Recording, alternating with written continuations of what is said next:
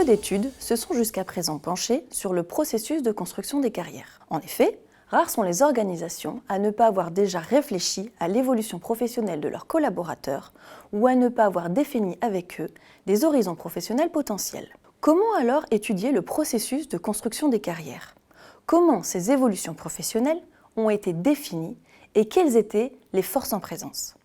Le secteur humanitaire est un secteur intéressant pour répondre à ces questions. Ce secteur reposait initialement sur des bénévoles entrant et sortant au gré de leurs engagements et n'attendant rien en matière d'évolution professionnelle. Mais aujourd'hui, il est en pleine mutation. Les missions sont de plus en plus complexes et les terrains dits sensibles se multiplient. Les ONG cherchent donc à fidéliser leurs bénévoles en leur proposant des contrats de travail, CDD ou CDI. Et qui dit contrat de travail dit carrière. Comment se construisent les carrières dans le secteur humanitaire? Nous avons mobilisé le concept de script de carrière et nous avons réalisé une étude qualitative auprès d'une quarantaine de travailleurs humanitaires et de responsables RH de grandes ONG. Sur cette base, nous montrons que la carrière humanitaire s'appuie sur 3 scripts de carrière, ou dit autrement, 3 grandes représentations de ce qu'est la carrière humanitaire. Tout d'abord, premier script de carrière, l'humanitaire à durée déterminée. Le travail humanitaire est considéré comme un travail temporaire qui ne fera pas l'objet d'une carrière à proprement parler. Ensuite, second script de carrière, l'humanitaire par alternance.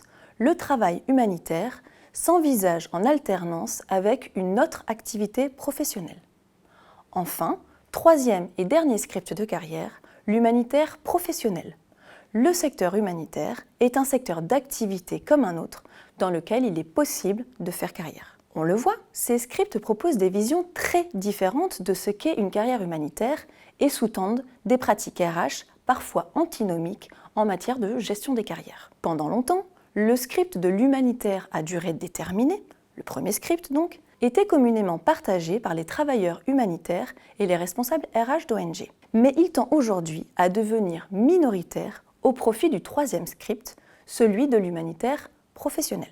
Ce changement de script dominant s'explique par un processus d'influence et de tractation réciproque entre travailleurs humanitaires et ONG.